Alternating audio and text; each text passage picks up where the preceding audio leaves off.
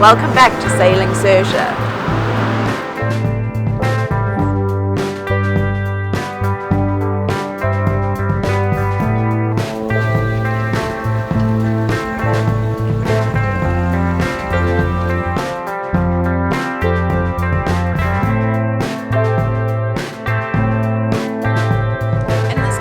We take you through our biggest storm that has come through that we've ever experienced, and we also take you through our WATERMAKER. So there's a bit of a lapse in our video today because I was busy editing the WATERMAKER video, but then the storm came through and obviously we are releasing our video a day later, so I'll be editing tonight this whole thing together for you guys because we just feel like it was a very exciting and eventful storm and wanted to share it straight away with you guys. Yes, so the cells. The planning of our WATERMAKER installation. I think the cells should go along that backboard. Yeah. Okay, those holes also need to be closed up. Then I think that these filters, because they need to be able to be fitted, and then obviously need to be able to remove the element inside. So that would be best on that wall down drop there. Drop it down a little bit. The depth where you've got some deeper. Yes. Mounted on that wall at the back there. Yeah. That should fit on there. Yeah. Okay. And they can be fitted fairly high up. Then there's also going to be this other little pump, also fitted high up so it can't get wet and stuff. And then over there is going to be that Karcher pump. So where would the Karcher pump go, Chris? Down in the bedroom or in this? No, also, yeah. So down into that. There, yeah. Down into that well there. Yeah. Box of plates down or something. Yeah. Because why does it have to hang on a? Because then we still get to use the locker for other things. Well, it's going to take up as much space as if you put it on the wall. Yeah, but you can't put anything on top of it. Against the wall you can... it's going to have to be up there against something, because when you put the spare anchor in here, you don't want to knock it on here. So let's get all the valves and bits and pieces and stuff here, and we can try and piece the whole lot together and see what we've got. Explain this desalinator system. So what we've got is we've got a few different systems over here. The first is a little pump, a primer pump over there to pull up the seawater. So in the system here, it can either be taking seawater or it can be taking fresh water to flush the system, or it's going to be able to suck from a pipe which will go into the biocide container to biocide the whole system when we shut it down for a long period of time. Then from there it goes into two filters, the 20 micron filter, and then from the 20 micron it goes into a 5 micron filter. Then it goes into a Karcher pump, which is going to give us our pressure at 60 bars to go into the membranes. So at the moment we've started the system up. We've got the little primer pump running. We've got a pipe just going down into the seawater, and we've started up the primer pump so that we can get all the air out the system. And this is just like the basics of how it works. It all needs to be installed and all of that. It's not going to just lie on the deck. So it's all going to be fitted in here all properly and stuff at the end of the day, but this was just to try it all out and see on how it works. And we have done a few tests, and yesterday we were making a litre every 3 minutes, which is like 20 litres an hour. We've still got to fine tune that, and we'll get to the starting up of the system shortly. So this little pipe here, this is going to be our fresh water out. So from here, this will also have a whole lot of little valves on it to tee it either into the port tank or into the starboard tank, or when you first start the system up, for the first minute it actually goes overboard. So until you get the fresh water coming out. Once you've tasted the water and you're all happy with the quality of the water, then you will open a tank and close the tester pipe. So we can actually start it up now. So to start it up, we've got our water running, that's coming out. We've got water, the brine thing is being pumped slowly out through the whole system. We've got a pressure gauge with a needle valve on it so that we can set the pressure as we get going with it. We've made sure we've got no air in the system, and we can switch the Karcher pump on. We're making sure all of our connections are all good.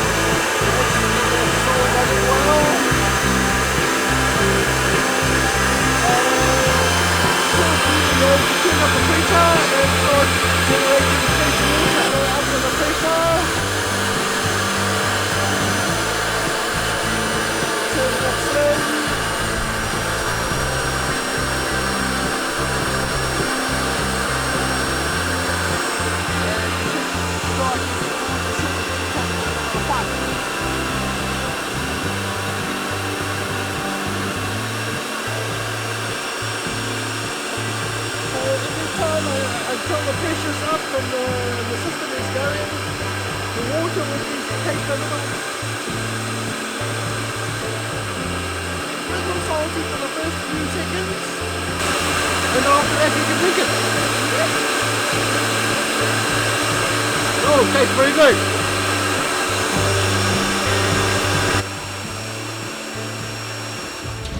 After many hours of trying to figure out how we were going to mount our water membranes for the WATERMAKER in the anchor hatch safely and securely, we went through stainless steel strapping and all sorts of things, and then Robin came up with another woodworking project, his favorite, and that's what we've come up with, a really solid. Explain how it all fits. Oh, the two cylinders will sit, one will sit in the top, the other one will slot in there. And then we'll have bungee cord or something over the top just to hold them all in place, nice and securely inside the anchor hatch.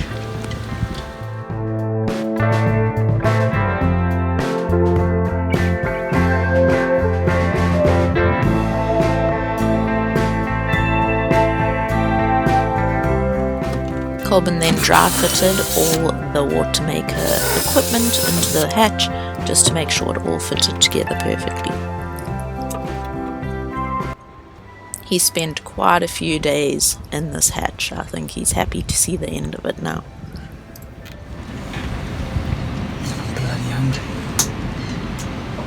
Okay, so we're here at our forward locker, next to our anchor locker, which is over there. And we've put together temporarily, there's a lot of pipes and stuff going on there, but our WATERMAKER, which Chris explained, and this is how we've put it together.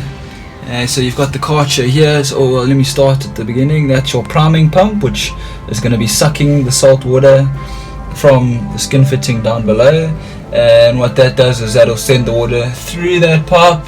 Here, these filters here, I think that's a 5 and a 20 micron filter, and then it comes through these filters, it goes into the Karcher, then the Karcher then pumps the water from the Karcher at 60 odd bar into these white cylinders over here, membranes, and then from there they come out into these 3 valves. Now these 3 valves, what's going to happen is this first valve here is going to be for tasting, so this one will always be open, and you'll make sure that your other valves are closed so that you don't have bad water going into your tank before you've tasted it.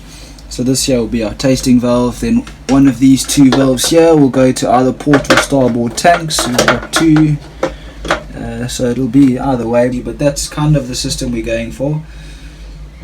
And yeah, with this system you could probably get, well, we worked it out at an average of about 20 litres an hour, 25 litres an hour.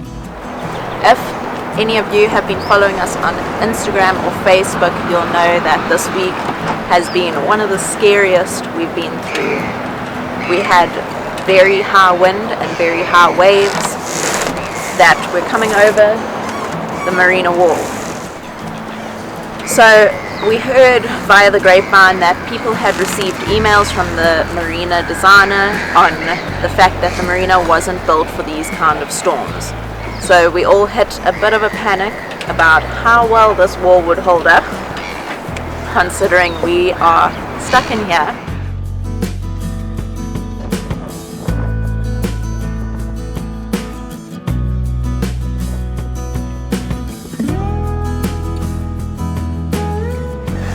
So we battened down the hatches and put our big girl panties on because we were in for a rough ride.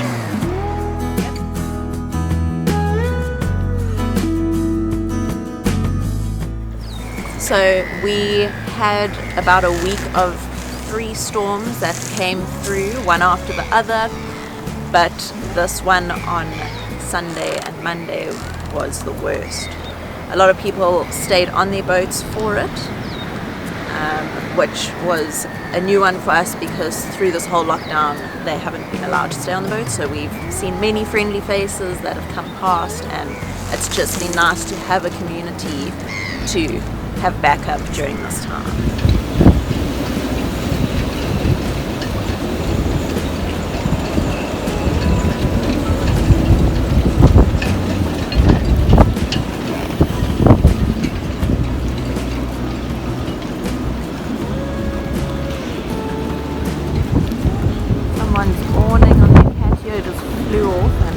Back of the parking lot behind there where we usually park.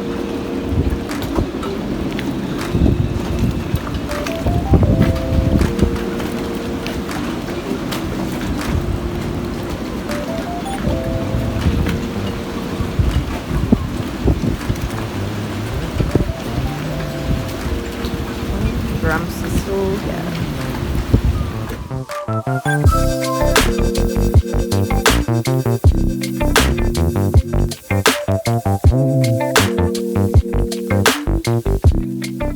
We even named our fenders in preparation for this.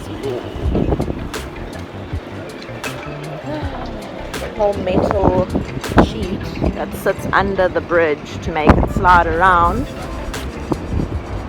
is over there. So let's hope we can use this bridge after the big waves come through here, otherwise we can't get back to Saoirse. So getting ready for the storm, we obviously tied up the boat really well and battened down everything we could. We brought in all our tools, and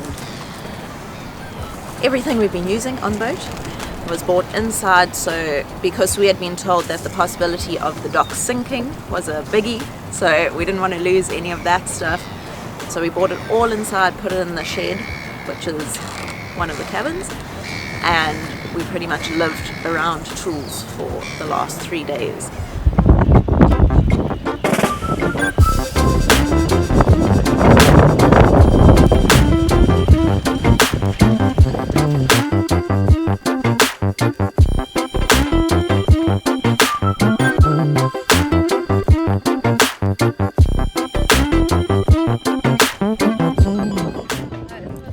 This was the damaged dock from the previous storm.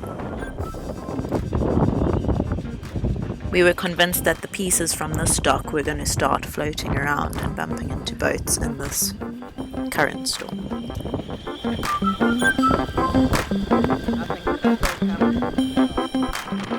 This was Monday morning, right before the predicted high waves were supposed to be coming in. Excuse the bad videoing, but the docks were bouncing us around out there.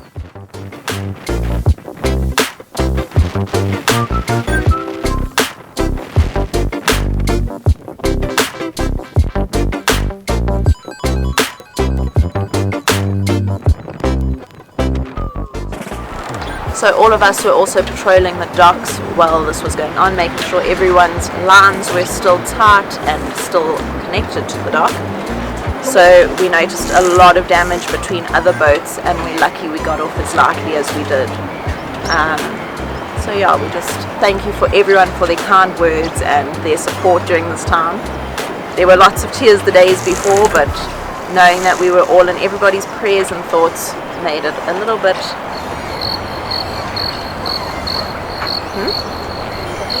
Made it a little bit easier.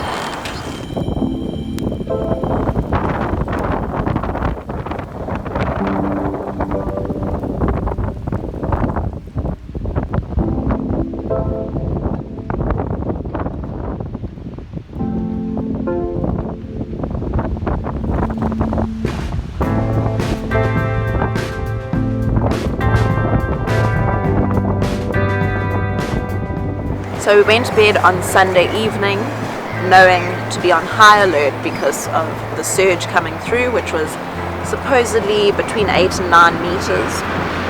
Luckily this was during low tide.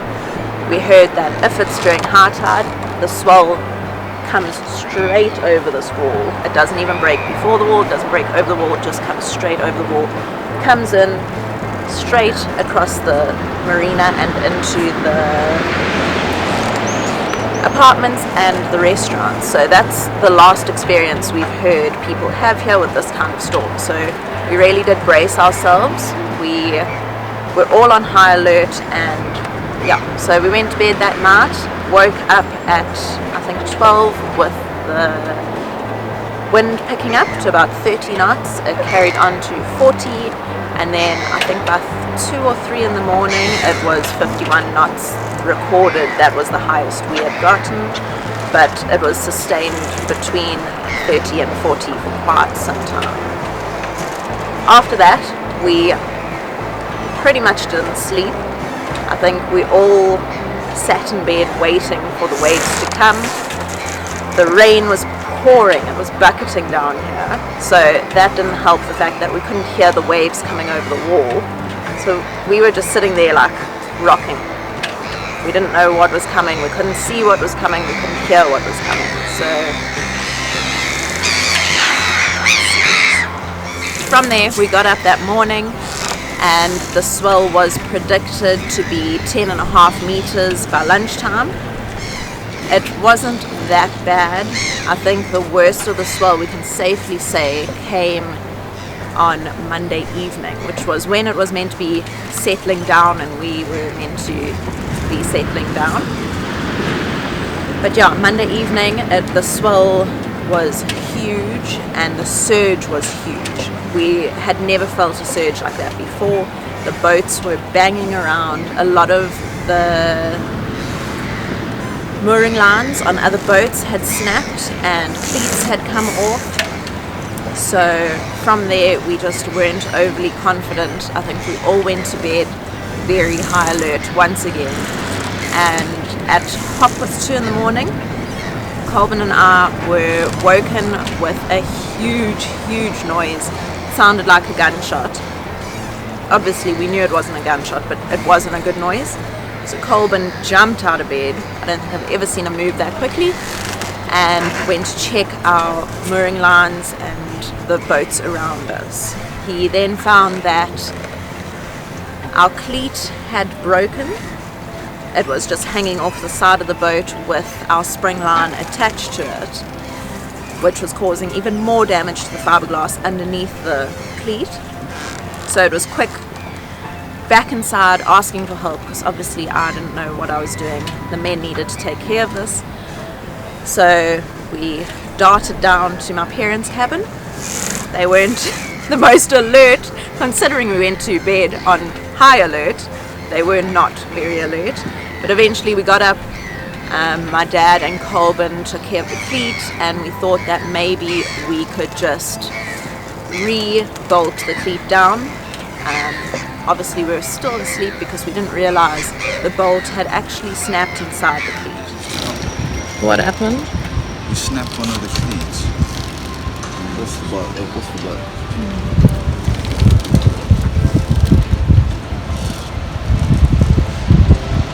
Snap the bolt clean. Looks like the cleat's okay, so maybe we can replace the bolt.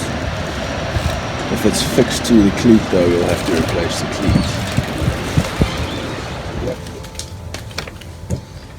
We've snapped a cleat. What? We've snapped a cleat. Where? Outside. Which cleat? On the boat. Our midship cleat. Midship cleat's snapped off. Might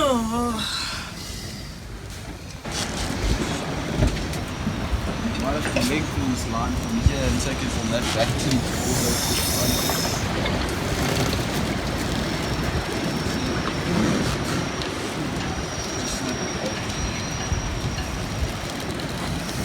those bolts into it, we've got a part in there that goes into it.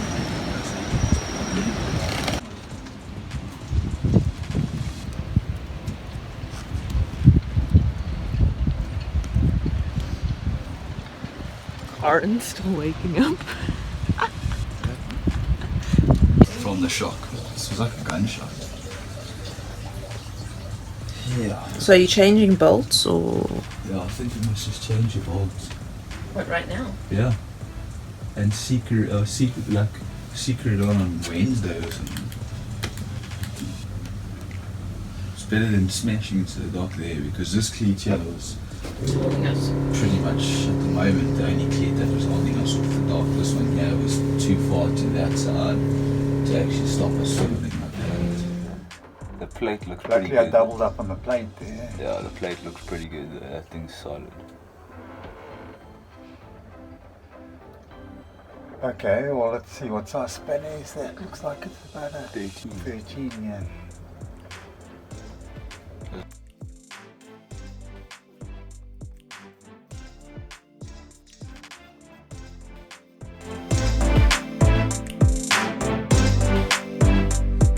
So the 8mm bolt that was holding the cleat in had sheared straight off, and yeah, we had to remove it.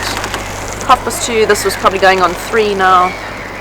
Raining, windy, the surge was coming in, the waves were coming over the wall, and it was pitch dark. So yeah, we had an eventful morning and we're all feeling extremely tired. If you've been watching our Instagram stories and Facebook page, you'll know that we've been documenting the story on there. So if you want to see any more details about it, head over to there. But yeah, it was something we obviously needed to experience. A higher power suggested that we needed to be shown how to deal with these situations. So yeah, we feel a little bit braver. The storm happened last night. This all happened this morning at 2:30. So if you notice the bags under my eyes, I'm still very sleep deprived, very cranky. I wish you could see my mother today. She's like guns blazing. So the men are all like in line today.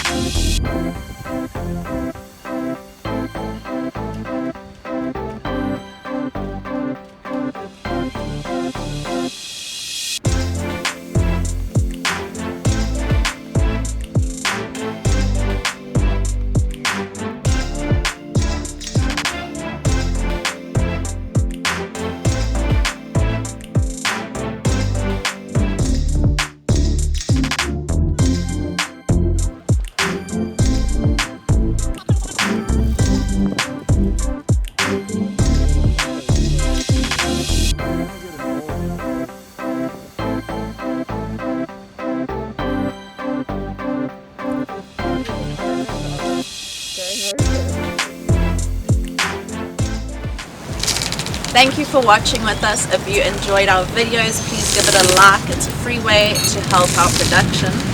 And also, if you want to follow us on Instagram, it's under Sailing Saoirse, and our Facebook is Finding Freedom. Thank you again, and see you next week. We received a lot of messages asking how Cleo did during the storm, and we dosed her up with catnip. I don't think she even realized the storm went past.